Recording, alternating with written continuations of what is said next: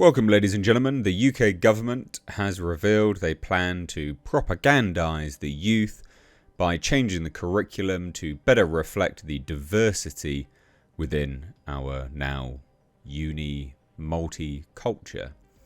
Those things obviously don't make sense. You can't have a multi-culture. You have a singular culture, or you have balkanization and enclaves. It just is that. So we're going to take a look at this. Yes, this is a somewhat political video, but I've been doing them a little bit from time to time, and you guys seem to have liked them. So if you do, hit that thumbs up button and hit subscribe if you're new here. But this was revealed actually yesterday by The Telegraph, although I've had to source this article somewhere else. And yeah, it says now Labour plans overhaul of schools' curriculum to reflect diversity of Britain amid fury at class war policies. Now, if diversity is so good, if diversity is so good and so beneficial, you wouldn't need to indoctrinate the youth into loving it. You wouldn't need to teach them the benefits of it. It would be apparent, right? You wouldn't need to consistently, almost incredibly annoyingly, incessantly repeat the mantra, diversity is our strength. Diversity is not a strength, right? It's just not. You know, you don't see a paraplegic infantryman, okay? You just don't. You don't see a deaf, mute infantryman. Diversity is not a strength. This is a reductive comment for absolute tards. Anyone that believes that is a moron. And if anyone's going to use the pathetic argument of, well, but food, what are they, just all slaves to you then? What is it? Are they just vehicles to try different cuisines? If I wanted different cuisines and cultures, I would go visit them. Like, I plan to visit Japan one day. I don't plan to visit Japan because I want a curry. Or I don't plan to visit Japan because I want to go to a Turkish fucking barber's. I would like to visit Japan because I think the Japanese culture is something so rich and it's worthy of respect in my eyes, and something I would love to sort of ingratiate myself within for a week and then come back to the UK shithole. Anyway, let's take a look at this. Also, side note, please do hit subscribe, ladies and gents, if you're new here, or if you're a returning viewer and you have not yet hit subscribe. But let's take a look, shall we? So, it says this: Labour is facing a fresh backlash over education today with a review of the national curriculum stressing diversity. Education Secretary Bridget Phillipson has ordered a refresh of what is taught in schools in England, complaining the existing framework is outdated. The terms of reference for the overhaul say it must reflect the diversities of our society. Will it teach the grievance politics between certain cultures? Bet it'll leave that out, won't it? Will it teach that some cultures that we've allowed to reside within the UK think it's perfectly fine to, you know, sexually abuse 9-year-olds? No, that'll be left out, I'm sure. So unions and other teaching groups have made submissions to the review, urging it to decolonise subjects that are monoculture or monocultural. Decolonising subjects? What? So the move was highlighted after Miss Phillipson faced the ferocious backlash for claiming middle-class parents support Labour's tax raid on private school fees. It's not... The amount of money you'd be gaining from that tax raid is... And it's not even really a tax raid, to be fair. Some of these private schools are just charities. Genuine, actual non-for-profit charities. And a lot of them are just going to close down, but the money that they're going to make from that will do nothing for the education system. It's a drop in the ocean. And all that's happened actually as a result of this, which has now been well documented So if you don't know, ladies and gents, we have things in the UK, private schools, public and private schools. Private schools in the UK were allowed a sort of an exemption from a tax, VAT.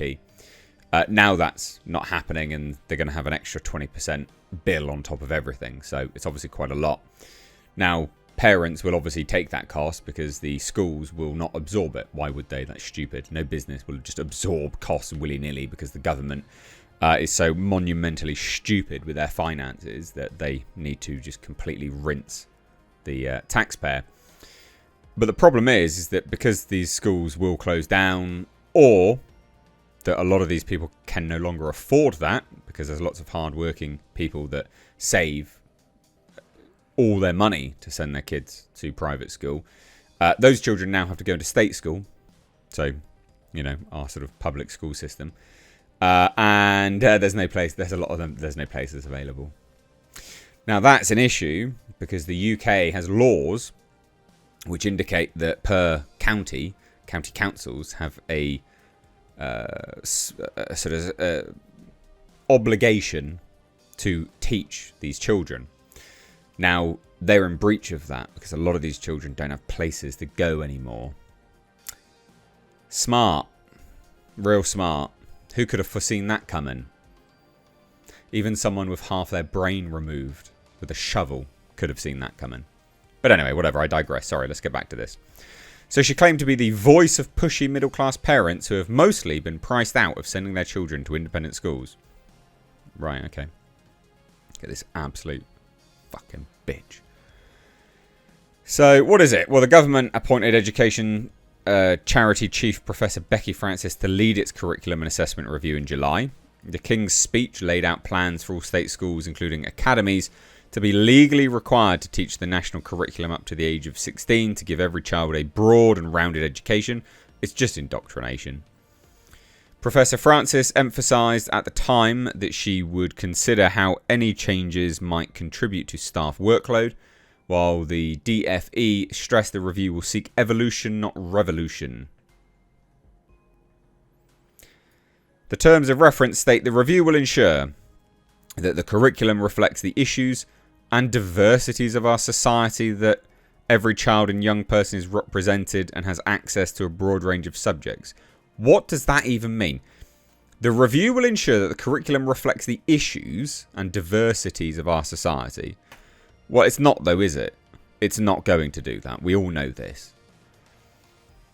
So Shadow Education Secretary Laura Trott said, instead of spending time fiddling with our academic curriculum, which has led to English children being the best at maths and English in the Western world, the DFE needs to concentrate on getting absence rates down and kids back in the classroom.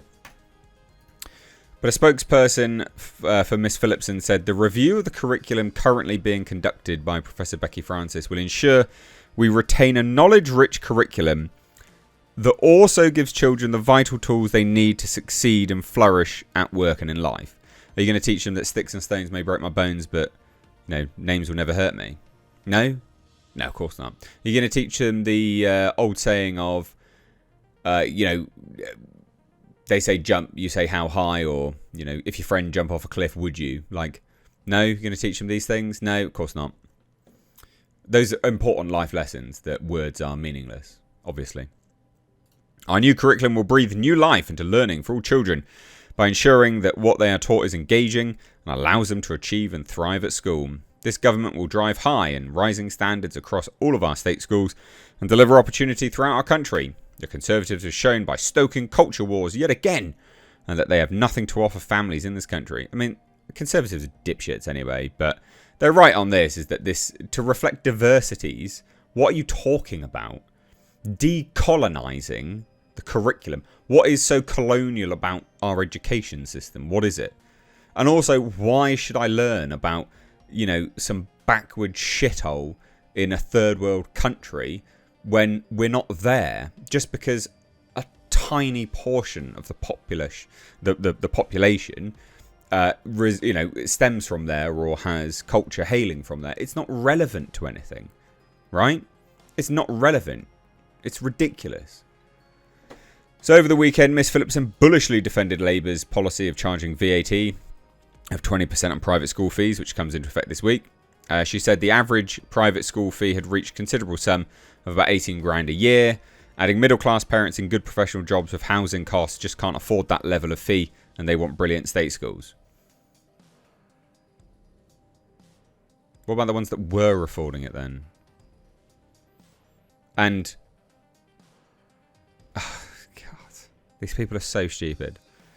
This policy allows us to raise more money to invest in what really matters for families. It's a drop in the ocean, mate. What about those billions you just gave to the state? And by that I mean all the civil servants, right? Whitehall and stuff. What about all those billions you gave them in inflation-busting pay rises? And of course their incredibly huge pensions. What about that money? Could that money not have been invested? No? Could that money not have been invested? Could you not have decreased the size of the state and not given them those pay rises and then invested that in these state schools? No, could you? I think you could. Anyway. But comments provoked fury with campaigners branding her tin-eared, accusing her of stoking class war. Of course she is. The majority of our schools are far removed from the stereotype of independent education propagated by the government. This is all just propaganda, by the way, anyway. Banging on about bloody diversity in education, decolonising. It's just pathetic. Rupert Lowe is a Reform MP. I'm not massively a fan of Reform, or Labour, or Conservatives, just as an FYI. So don't worry, I'm all about equality here. I think all political parties are dog shit at the moment. But Rupert Lowe, as an individual MP, regardless of his ties to Reform, is fantastic. Genuinely fantastic. And so he had this to say. Is this the one? This is not the one.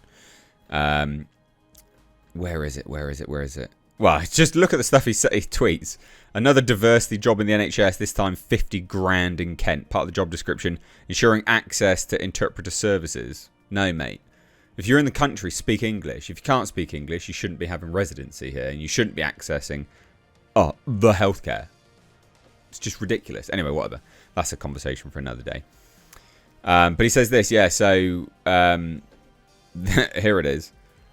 The Telegraph reports that the curriculum will be overhauled by Labour in order to reflect the diversities of our society and produce young people who, quote, appreciate the diversity of Britain. Because that is actually what they're trying to do, by the way. This is why the title is about propaganda. Because they are propagandizing the youth. And do you know why they're doing that? Because they realise they're losing the youth. Right? They know that. They know they're losing the youth. They know that they're waking up to this utter shit show that is this country at the moment. And the fact that white people will be a minority in the UK by 2060, I think, was the term. In my lifetime,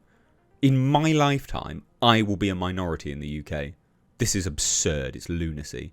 White people worldwide are a minority. Did you know that? It's a fact. Look it up. Anyway. It's genuinely sickening. I'm furious typing this. How dare they? This is a deliberate attempt to indoctrinate young British boys and girls with the woke poison that has infected society. Yeah, it absolutely is. It's already seeping into the school system. Well, I mean, it's been in uni for ages. So for those that don't know, I was forced out of my master's degree last year, right? I was doing a master's degree. Not that, anyone really knew this. I didn't talk about it that much. But I was doing a master's degree, and I was forced out for asking a really pretty basic question. Right, a normal question. And it just so happened that question was about interacting with other students on a more personal basis, because it's a medical-based degree, that are of the Islamic faith. Now, me just asking a normal question, because obviously it's important to understand the university's policies on this, and also how that affects my own education, caused massive uproar. There was like an hour-and-a-half meeting. It was just a whole palaver. But anyway, I got forced out of my uni degree because of this shit show. Now they're going to bring this to kids. Good times. But this will vastly accelerate the process. This is going to get incredibly unpleasant if Labour attempt to force these plans through. Do they think parents will accept it? Children do not need to be taught about the importance of diversity. No, because if it was so good, it would be immediately apparent. Young white boys and girls are already being excluded and discriminated for the colour of their skin. That is true. Should they be made to feel even more guilty? No, obviously. We've already seen the venomous gender ideology spread unchecked within schools, with catastrophic results. Evidently, we have learnt nothing. Labour should understand that these plans will not go through without a bitter fight. They want to produce young people who appreciate the diversity of Britain. What a chilling sentence that is. We're moving towards a very scary place indeed. Teach children how to think, not what to think. Yeah. Teach children critical thinking skills. Oh no, wait, you can't do that. Because if you teach kids to practice critical thinking, they dismantle all this shit that you've been spewing to them. So there you go. Bit of a long video, but UK Labour government are indoctrinating and propagandizing the youth. That is their aim. Clear as day. You got to teach children to appreciate the diversity of Britain.